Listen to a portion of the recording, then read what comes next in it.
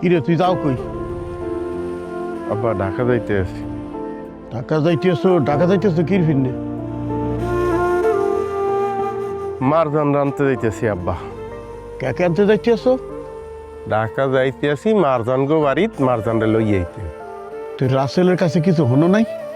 রাসেল তোরে কয় নাই বৌমা ঢাকা যায় না? এখন তোরে কয় নাই বৌমার বাপেও বাড়িতে নাই, হ্যাঁ লন্ডন চলে গেছে। মারজান বৌমার খোঁজ খবর ওই বাড়ি কেউ দেখতে পারে না, হ্যাঁ বলে কোনো কিছু জানে না। আব্বা মারজানের বাপেরে মুই হারে হারে চিনি, সব কিছু ওই লোকের চাল।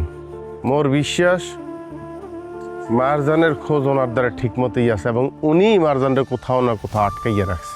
আবার আমি আপনার একটা সাফ সাফ কথা কইয়া দিই, মারজান যদি ঢাকা না থাকে, মানে আমি যদি যাইয়ে মারজানরে বাড়িতে না পাই এবং মারজানরে যদি বিদেশ পাঠানো হয়, সেটা অস্ট্রেলিয়া, ইংল্যান্ড, আমেরিকা জানি হোক, পাসপোর্ট আব্বা মুই লইয়া লইছি।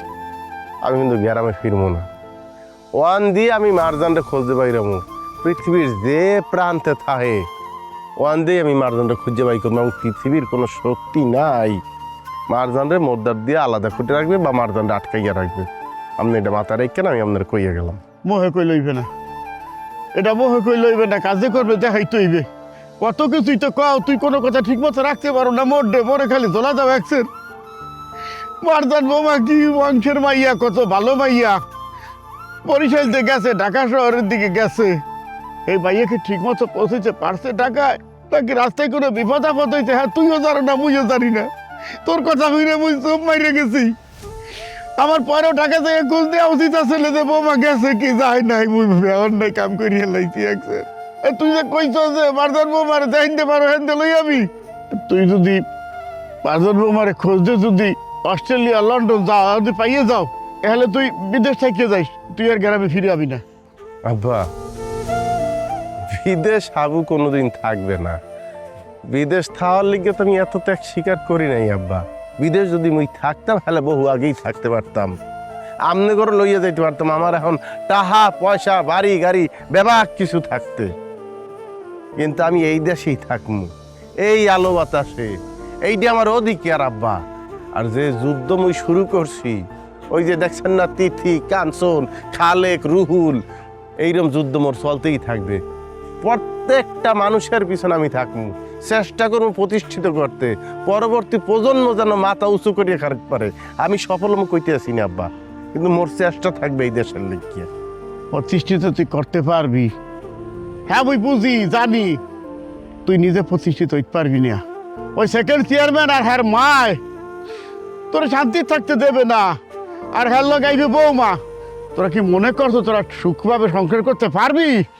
পারবি না, তোকে দুনিয়ার দিয়ে বিদায় দিয়ে দেবে আগে।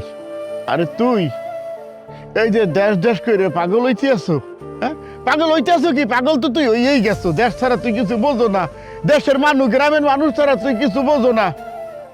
বেবাকতে রে, তুই প্রতিষ্ঠিত করে দেখতে চাইতে আসো, তুই নিজের দিকে একটু চাইয়ে দেখছো?